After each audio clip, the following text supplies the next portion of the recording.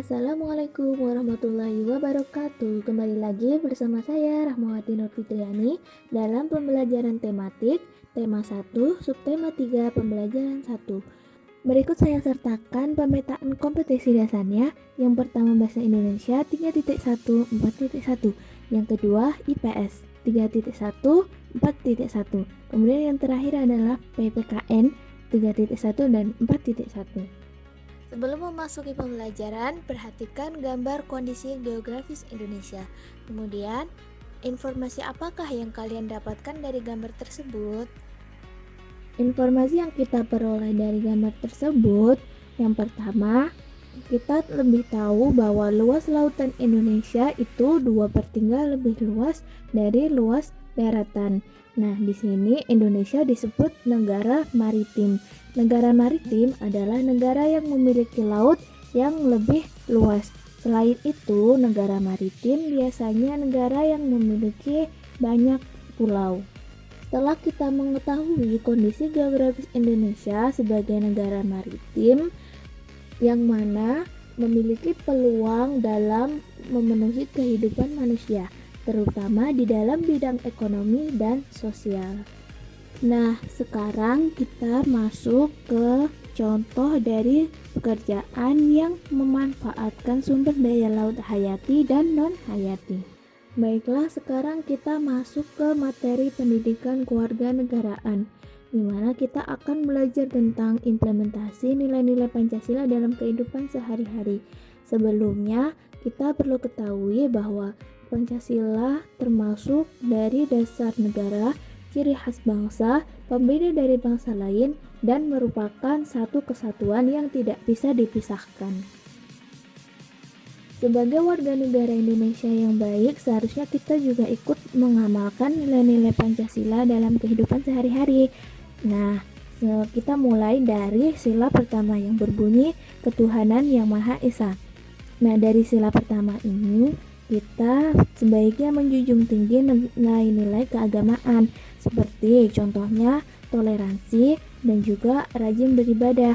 Nah, sekarang kita masuk ke sila kedua yang bunyinya adalah kemanusiaan yang adil dan beradab. Maksudnya di sini adalah kita sebagai warga negara yang baik harus mengakui dan menghargai hak asasi manusia. Contohnya seperti apa? Contohnya seperti kita tidak melakukan tindak kekerasan terhadap sesama atau melecehkan terhadap sesama juga. Kita sebagai warga negara yang baik harus menghargai apa yang sudah menjadi hak asasi orang lain. Sekarang kita masuk sila yang ketiga. Sila ketiga berbunyi Persatuan Indonesia, yang berarti sebagai rakyat Indonesia tidak memandang perbedaan yang ada di Indonesia, baik dari suku, ras, budaya, dan agama. Lalu masuk sila keempat yang berbunyi kerakyatan yang dipimpin oleh hikmat kebijaksanaan dalam permusyawaratan perwakilan, yang berarti dalam menyelesaikan sesuatu dan untuk mendapatkan keputusan yang terbaik itu dilakukan dengan cara musyawarah. Sila kelima berbunyi keadilan sosial bagi seluruh rakyat Indonesia, yakni yang berarti perlakuan yang adil di segala bidang kehidupan, dan keadilan tersebut meliputi seluruh rakyat Indonesia. Contoh implementasi dalam kehidupan sehari-hari adalah kita sebagai warga negara yang baik harus memberikan layanan kesehatan kepada siapa saja yang membutuhkan layanan kesehatan dengan baik. Sekarang kita akan belajar tentang ide pokok paragraf. Sebelumnya, apakah paragraf itu? Paragraf juga disebut sebagai alinea. Definisi dari paragraf adalah sekumpulan kalimat utama atau terdiri dari beberapa kalimat yang padu. Paragraf terdiri dari 1. Kalimat utama. Kalimat utama adalah kalimat yang berisi masalah atau kesimpulan sebuah paragraf. Kalimat utama mengandung gagasan utama atau ide pokok.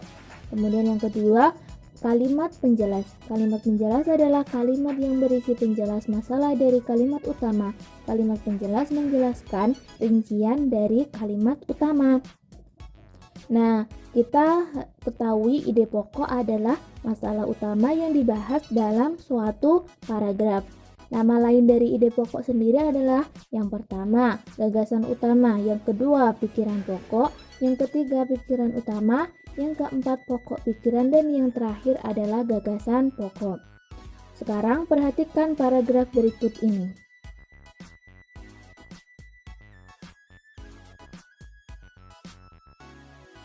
Dari paragraf tersebut, bagaimanakah cara menentukan ide pokok?